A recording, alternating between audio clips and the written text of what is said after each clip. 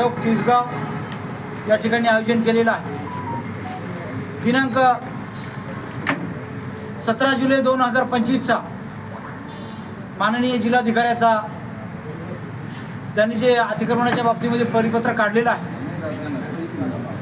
ते रद्द करण्याच्या संदर्भामध्ये वाळूज महानगर अतिक्रमण बचाव समितीच्या माध्यमातून ते रद्द करण्यात यावं या संदर्भात जिल्हाभरातून एक मोठं आंदोलन विभागीय आयुक्तावर जाधव त्या पुढच्या पत्रकारांना 11 ऑगस्ट 2025 घेण्याचं ठरलेलं आहे। त्या संदर्भात या पत्रकार परिषदेला या वाळूज महानगर अतिक्रमण बचाव समितीचे सर्व सन्माननीय पदाधिकारी, सन्माननीय अंजनजी साळवे, केवी दादा गायकवाड, सरपंच संजयजी जाधव, रमेशजी दादा दाभाडे, सोमनाथजी महापुरे, प्रकाशजी निक्कम, शरद भाऊ आमचे कीर्तिकर साहेब, किशोरजी साळवे, सन्माननीय रानूजी जाधव, सन्माननीय सचिनजी जाधव, वडगाव चेतनटा मुक्तीचे अध्यक्ष सन्माननीय कृष्णाभाऊ साळे पाटील, लालचंदजी कसुरे, संतोषजी दळे आणि करवडीचे माजी सरपंच सन्माननीय अनिलजी जाधव या ठिकाणी आलेले आहेत।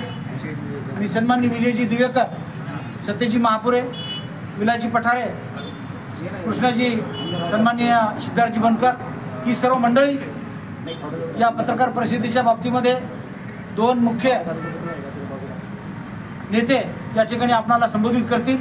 आजची विशेष पत्रकार परिषद यासाठी आयोजित करण्यात आलेली आहे, कारण 17 जुलै 2025 मध्ये या जिल्ह्याचे जिल्हाधिकारी यांनी एक आदेश फरमान काढलं की या संपूर्ण जिल्ह्यामध्ये शासकीय गायरान जमिनीवरील अतिक्रमणे नियोजनबद्ध तात्काळ काढून टाकण्याबाबत। कारण जेव्हा हे परिपत्रक समोर आलं आणि त्या समोर आल्यानंतर असं लक्षात आलं की या जिल्ह्यामध्ये गोरगरीब, दीनदलित, आदिवासी, भटके विमुक्त, अनुसूचित जाती जमाती, बहुजन समाजातील गोरगरीब, कष्टकरी, भूमिहीन हे सर्वजण या जमिनीवर अतिक्रमण करून वर्षानुवर्षे राहत आलेले आणि आपल्या कुटुंबाचा उदरनिर्वाह करत आहे। आणि हा जे परिपत्रक आहे या लोकांवर, या कुटुंबावर अन्याय करणारा आहे आणि या अन्यायामुळं या जिल्ह्यामध्ये हजारो कुटुंब उद्ध्वस्त होणार आहेत आणि हे उद्ध्वस्त होणाऱ्या कुटुंबाला आपण कुठेतरी दिलासा दिला पाहिजे, पाठबळ दिलं पाहिजे। या माध्यमातून या महानगरामध्ये या समितीची एक बैठक घेतली, एक समिती गठन करण्यात आली की हे अतिक्रमण वाचवलं पाहिजे आणि अतिक्रमण बचाव कृती समिती तयार करण्यात आली।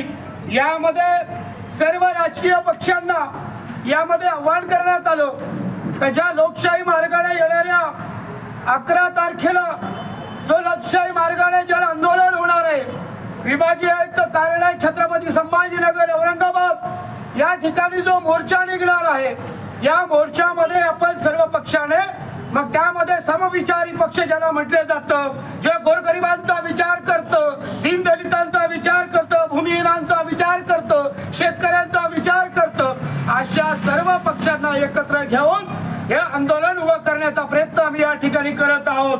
कारण या ठिकाणी हे करत असताना या छोट्या मोठ्या संघटनांना, पक्षांना एक वेगवेगळ्या बैठका घेऊन याचा विचार आम्ही या ठिकाणी केला आणि एक जन आंदोलन उभं करण्याचं काम या ठिकाणी सुरू झालं। याची प्राथमिक बैठक या ठिकाणच्या जे जिल्हाधिकाऱ्याने आदेश काढला त्या अनुषंगाने त्या आदेशाविरोधामध्ये आम्ही मागील 8-10 दिवसापूर्वी विभागीय आयुक्तांची भेट घेतली, त्यांना निवेदन दिलं की ज्या जिल्हाधिकाऱ्याने 17 जुलैला जो आदेश काढला, जे पत्रक काढलं ते तात्काळ रद्द करण्यात यावं। कारण या ठिकाणी आपल्याला सांगू इच्छितो का जिल्हाधिकारी कार्यालयामध्ये 12 जुलैला 2025 ज्या पालकमंत्र्यांच्या बैठकीमध्ये जी बैठक झाली आणि या बैठकीमध्ये शासनाच्या धोरणाचे नियम सांगण्यात आले, परंतु राज्य सरकार असेल, केंद्र सरकार असेल, यांची 90च्या दशकापासून असेल का 2011 पर्यंत असेल, 18 पर्यंत असेल, जी शासनाने वेगवेगळी परिपत्रक काढली, शासन निर्णय काढले का त्यामध्ये असं स्पष्ट लिहिलेलं आहे की ही अतिक्रमण नियमाकुल करण्यात यावी आणि ह्या गोरगरिबांना न्याय देण्यात यावा, मालकी हक्क देण्यात यावा। परंतु दुसऱ्या बाजूला असे परिपत्रक निघत आहे. मग या ठिकाणच्या जनतेला भ्रम पडला, आज जनता परेशान आहे का, हवालदिल झालेली आहे का, आम्हाला वाचवण्यासाठी कोणी पुढे येणार आहे का.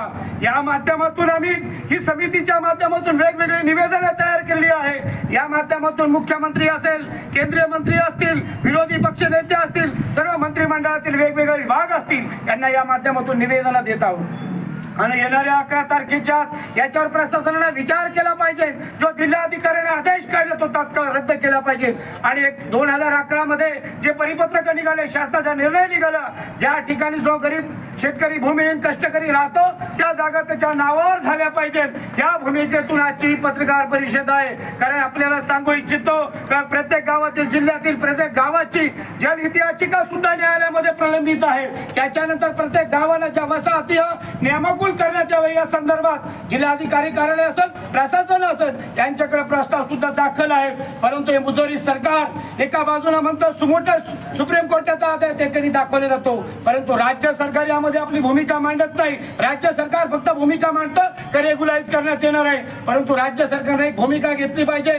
त्या याचिकेच्या विरोधामध्ये जाऊन आपण त्यामध्ये शपथपत्र दाखल केलं पाहिजे की या महाराष्ट्रामध्ये जी काही अतिक्रमण आहे, ज्यावेळी 2023ला पावसाळी अधिवेशनामध्ये राज्य मंत्रिमंडळाने एक ठराव घेतला की या राज्यामध्ये 2,39,000 जे अतिक्रमण आहे ते रेग्युलाइज केले जातील. मग एका बाजूला असे पत्रक निघत असेल, दुसऱ्या बाजूला लोक हवालदिल आहेत. मग याला न्याय देण्यासाठी ही पत्रकार परिषद आजची आयोजित केली आहे. आपल्याला या पत्रकार परिषदेच्या माध्यमातून सांगतोय का ज्या ठिकाणी गावाची नोंद एकीला आहे, ग्रामपंचायतीला आहे, ग्रामसभेमध्ये ठराव घेतलेला आहे, मग सर्वोच्च न्यायालय सुद्धा त्या ग्रामसभेला मान्यता देतं. मग त्या ग्रामपंचायतीला जे ठराव आपल्या प्रशासनाकडे पाठवले, आजपर्यंत याच्यावर काय केलं हे कुठेही सांगितलं जात नाही. दुसऱ्या बाजूला पंतप्रधान आवास घरकुल योजनेच्या माध्यमातून शासनाच्या जागा ज्या बिल्डरांना दिल्या जात आहे त्याच्यामध्ये 70% बिल्डरांना दिला जातो, बाकीच्या उर्वरित 30% मध्ये ही घरं बनले जाते. मला सांगा, एखाद्या कुटुंबामध्ये जर 4 व्यक्ती राहत असेल,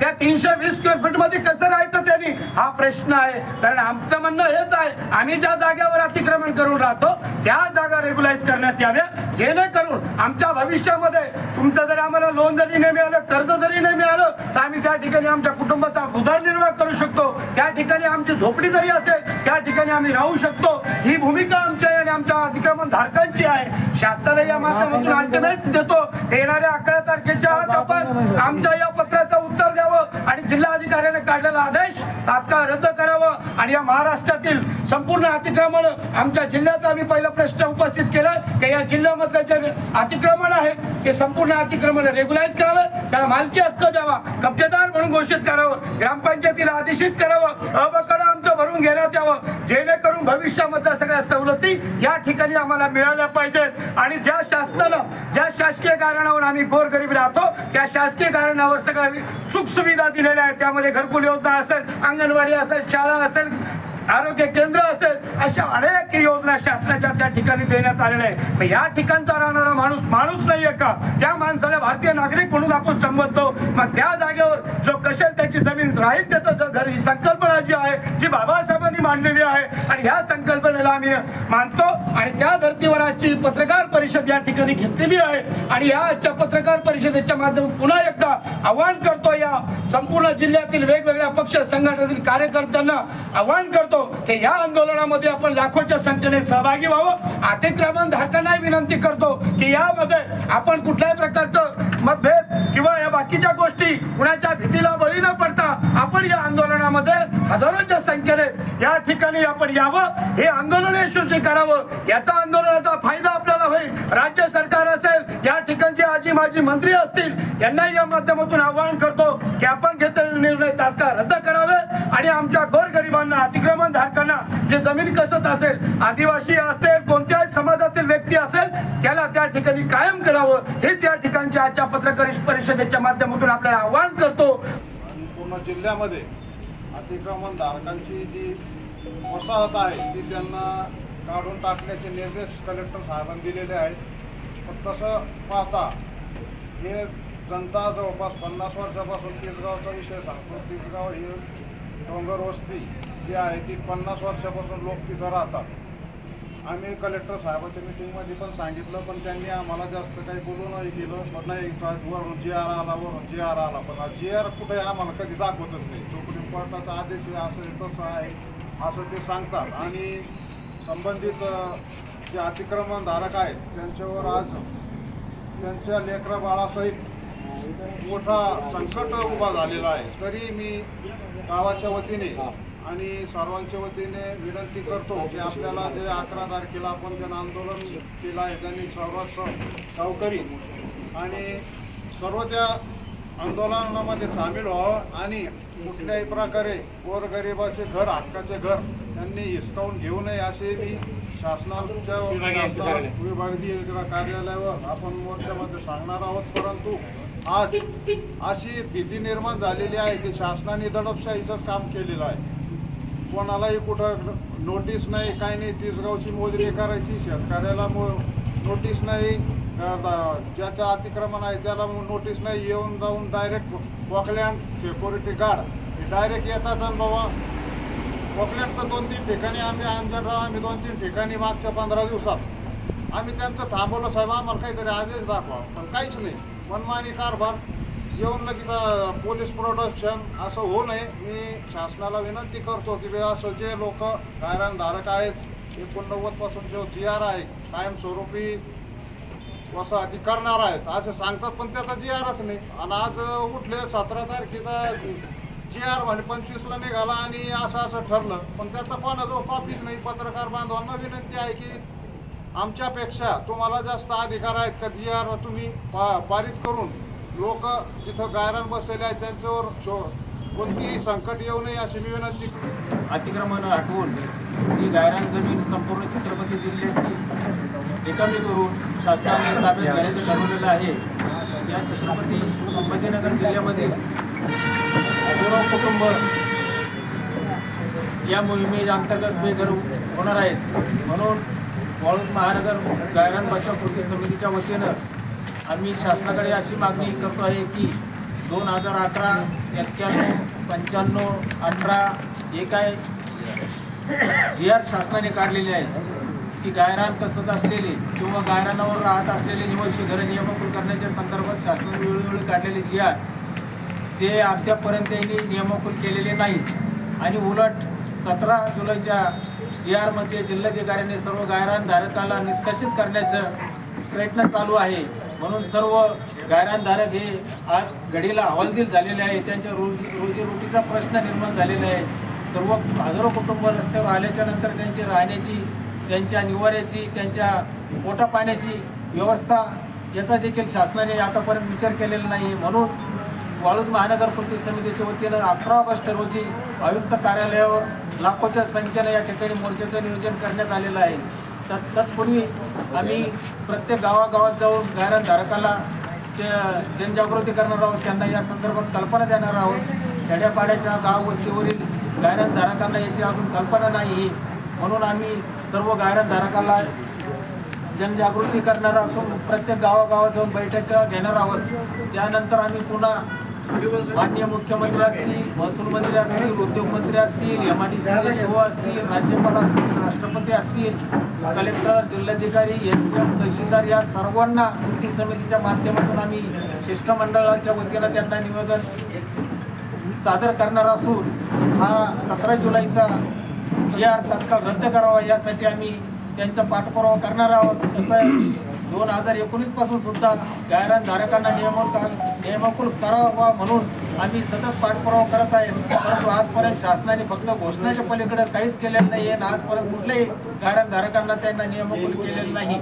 यापुढे गाव ग्रामपंचायत कंटाळून उपाध्यक्ष आज वाळूज महानगर अतिक्रमण बचाव कृती समितीच्या वतीने वाळूज महानगर छत्रपती संभाजीनगर आपण दिनांक 17 जुलै 2025चा काढलेला जो आदेश आहे तो रद्द करण्याबाबतची जी आजची बैठक आहे. या अनुषंगाने पाठीमागे ते जे अधिकारी इथं आले होते त्यावेळेस याच गायरानामध्ये जिथं लोकवस्ती बसलेली आहे त्यावेळेस ते आले असताना आम्ही त्यांना 3 वेळेस इथून हाकलून लावलं, पण ते चौथ्यांदा त्यांचा पोलीस ताफा घेऊन ते त्या जागेवरती दाखल झाले आणि त्यांना परत विचारणा करण्यात आली की साहेब तुम्ही तर आम्हाला शब्द दिला होता की ही जी राहती वस्ती आहे तिथं आम्ही काही करणार नाही, आम्ही काय अतिक्रमण वगैरे तुमचं हटवणार नाही.